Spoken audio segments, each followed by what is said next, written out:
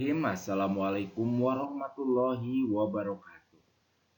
Selamat berjumpa kembali dengan Yanda Arif.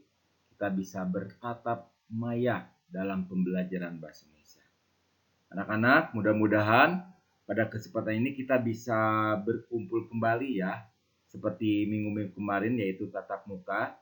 Nah, anak-anakku, pada hari ini Yana akan menjelaskan tentang bagaimana cara menelaah struktur dan bahasa teks hasil observasi, yaitu pelajaran bahasa Indonesia untuk kelas 7.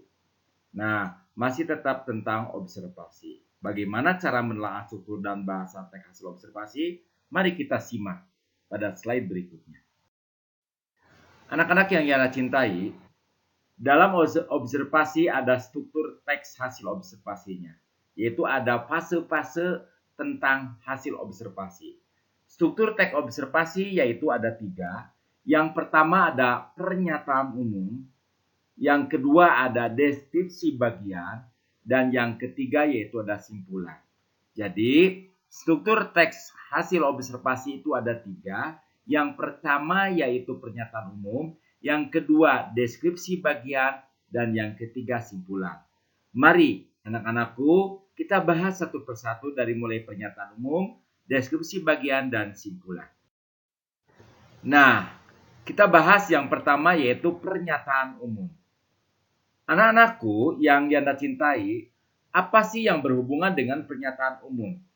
Pernyataan umum biasanya itu bagian umum yang intinya yaitu berfungsi sebagai pendahuluan. Nah, bagian ini bersifat informasi dasar mengenai hasil pengamatan yang telah dilakukan baik tentang hewan, tumbuhan, fenomena alam, sejarah, maupun tempat yang bersifat umum. Nah, anak-anakku, biasanya pernyataan umum itu berada di pendahuluan atau di awal kalimat.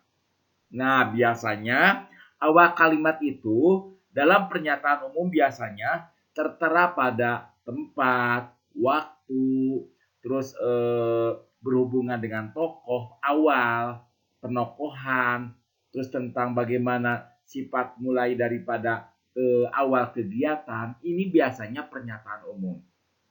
Jadi anak-anakku, pernyataan umum itu biasanya berada pada pendahuluan atau di awal kalimat atau awal pernyataan.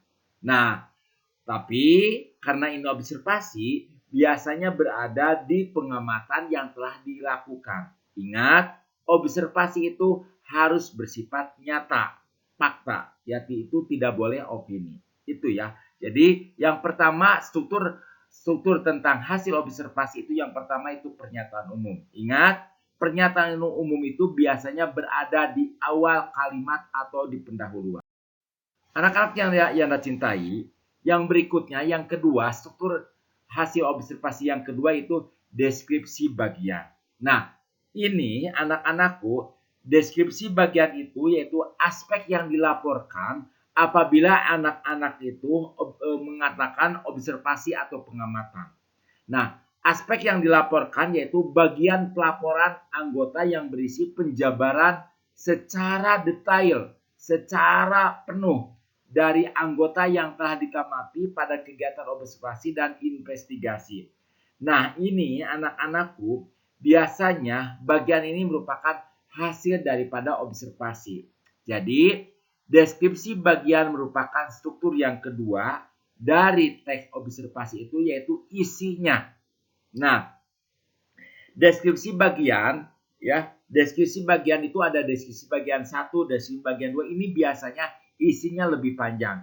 Beda ya dengan yang tadi. Kalau yang tadi hanya berhubungan definisi umum saja, yaitu pendahuluan saja. Tetapi kalau deskripsi bagian itu yaitu aspek semua yang dilaporkan apabila anak-anak itu observasi dari awal sampai akhir. Ya, itu deskripsi bagian. Anakku yang Yara cintai, yang ketiga yaitu struktur daripada hasil observasi yaitu simpulan. Nah, simpulan ini biasanya itu bagian penutup. Bagian ini bersifat opsional. Opsional itu bisa ada, bisa tidak ada, tetapi disimpulkan dengan menggunakan bahasa kita sendiri, ya, dengan bahasa kita sendiri. Misalnya begini, demikian yang saya laporkan tentang bagaimana cara membuat tahu Sumedang.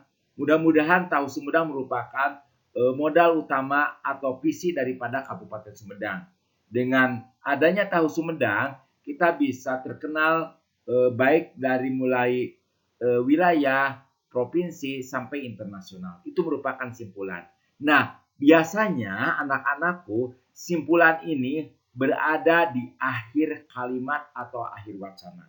Nah, jadi anak-anakku strukturnya itu ingat-ingat ada definisi umum, ada diskusi bagian, dan yang terakhir yaitu ada simpulan. Anakku yang Yara cintai, tolong perhatikan. Perhatikan dan buka buku paket bahasa Indonesia, yaitu halaman 139 sampai 140.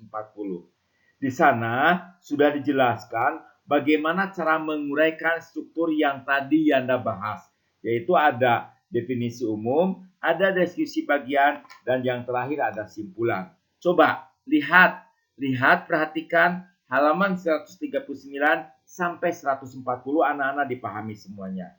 Jadi yang pertama definisi umum itu yang bagaimana.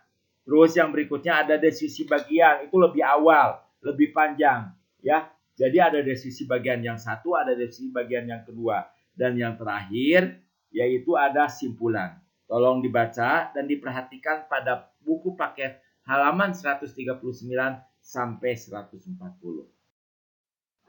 Anak-anak yang dicintai, pada hari ini tugasnya yaitu halaman 142 tentang wacana kucing, yaitu menentukan struktur teks hasil observasi seperti contoh halaman 138. Tapi ini wacananya yaitu tentang kucing. Mana yang termasuk kepada definisi umum, mana yang termasuk kepada deskripsi bagian 1, deskripsi bagian 2, dan yang terakhir yaitu mana yang termasuk kepada simpulan. Nah, simpulannya menggunakan bahasa kita sendiri. Anak-anakku, untuk halaman 142, anak-anak pas seperti 139, yaitu ditabelkan ya. Jadi mana yang termasuk definisi umum, deskripsi bagian, dan simpulan, ya. Anak-anakku, caranya silakan tugas ini yaitu ditulis dulu materinya. Ditulis dulu, setelah dipahami, anak-anak silakan dikerjakan pada halaman 142. Contohnya yaitu contoh seperti halaman 139 sampai 140. Nah, setelah itu ditandatangan oleh orang tua, langsung dikirimkan ke Yanda. Nanti kalau ada balasan disuruh list, baru di list. Ingat, ya, jangan sampai terlambat. Yanda kasih jatah, kuota atau hasilnya yaitu sampai pukul 14. Ingat anak-anakku, dari kelas 7A, 7B, 7C, 7D, 7E, jangan sampai lelet. Yang tidak mengerjakan atau yang lelet tidak mengerjakan, mohon maaf, nilai nanti dalam rapot yaitu kosong. Jangan menyalahkan Yanda. Suatu hari, hasil lisan nanti akan diberikan ke wali kelas dan dikirimkan ke grup orang tua. Jadi siapa yang tidak mengerjakan? Terima kasih buat kelas 7B dan 7E yang 32 orang yang sudah mengerjakannya. Yanda bangga. Buat 7C, 7D, dan 7A, tolong ingat pesan dari Yanda. Demikian yang Yanda sampaikan sekali lagi. Jadi simpulkan bahwa struktur teks observasi itu ada dua. Yang pertama yaitu definisi umum, ada deskripsi bagian, dan yang ketiga simpulan. Ingatkan bahwa definisi umum itu biasanya berada di pendahuluan atau di awal wacana, sedangkan deskripsi bagian yaitu isi daripada observasi. Ini biasanya sangat panjang sekali. Dan yang terakhir yaitu simpulan. Simpulan menggunakan bahasa kita sendiri. Anak-anak yang Yanda cintai, demikian yang Yanda sampaikan. Sekali lagi mohon maaf apabila ada kekurangan.